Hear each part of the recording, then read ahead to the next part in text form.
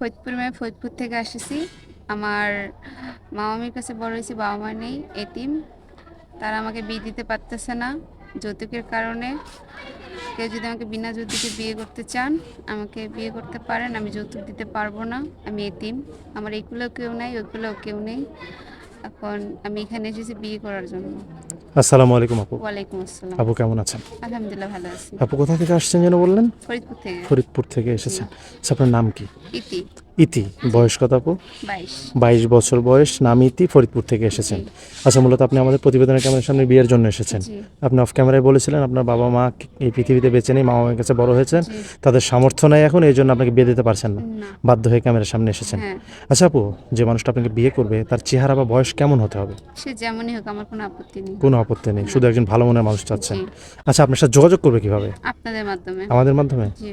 ঠিক আছে, সুপ্রিয় দর্শক, এই মুহূর্তে স্ক্রিনে একটি নাম্বার দেখতে পাচ্ছেন, নাম্বারটি চ্যানেল কর্তৃপক্ষের। এই নাম্বারে হোয়াটসঅ্যাপ ইমো খোলা আছে। যদি কোনো ভাই ইতি আপুকে পছন্দ করে থাকেন, অবশ্যই একটা স্ক্রিনশট করে আমাদেরকে পাঠিয়ে দেবেন। ইতি আপুকে পুরোটা দেখানোর চেষ্টা করছি। অসম্ভব সুন্দরী একটি বোন এসেছে ফরিদপুর থেকে। যদি ইতি আপুকে কোনো ভাই বিয়ে করতে চান বা পছন্দ করেন বা জীবনসঙ্গী বানাতে চান, অবশ্যই আমাদেরকে নক দিবেন। হোয়াটসঅ্যাপ ইমো এই নাম্বারে খোলা আছে। যদি কোনো ভাই প্রয়োজন মনে করেন তাহলে নক দিবেন। অযথা কেউ ফোন কল করবেন না, তাহলে কিন্তু আমরা ব্লক করে দিতে বাধ্য হবো। আবারও বলছি, এটা চ্যানেল কর্তৃপক্ষের নাম্বার। আচ্ছা, কোনো নামাজ কালাম পড়া হয়? জি, আলহামদুলিল্লাহ। আচ্ছা, হাজব্যান্ড আপনাকে বিয়ে করবে, বিয়ে করার পরে সে যদি আপনাকে রেখে বিদেশ চলে যায়, আপনি কি তার ফ্যামিলির সাথে থাকতে পারবেন? জি, পারবো।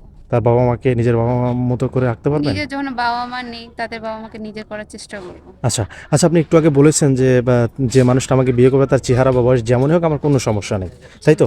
জি। আচ্ছা, ধরেন একজন বয়স্ক মানুষ যদি আপনাকে বিয়ে করে, সমস্যা আছে? জি না। সেই বয়স্ক মানুষ অবশ্যই বিবাহিত হবে, বা বউ চলে গেছে, বউ মারা গেছে, বা বাচ্চা কাচ্চা আছে, সেই মানুষটাকে বিয়ে করলে সমস্যা আছে? না, আমার কোনো আপত্তি নেই।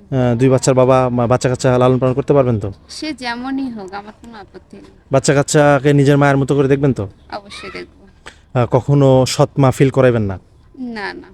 আমরা যে আপনাকে একটা মানুষকে বড় মুখ করে দিব বা বড় মুখ করে তার হাতে তুলে দিব, আমরা কোনো রিপোর্ট বা কোনো অভিযোগ শুনতে পারবো না তো? না না। আমরা একজন ভালো মনের মানুষের হাতে আপনাকে তুলে দেওয়ার চেষ্টা করব আপু। আপনি অবশ্যই একটা ভালো মনের মানুষ পাবেন, দোয়া করি। আর সেই ভালো মনের মানুষের সাথে থাকবেন ইনশাআল্লাহ। জি। ভালো থাকবেন আপু। আসসালামু আলাইকুম। ওয়ালাইকুম আসসালাম।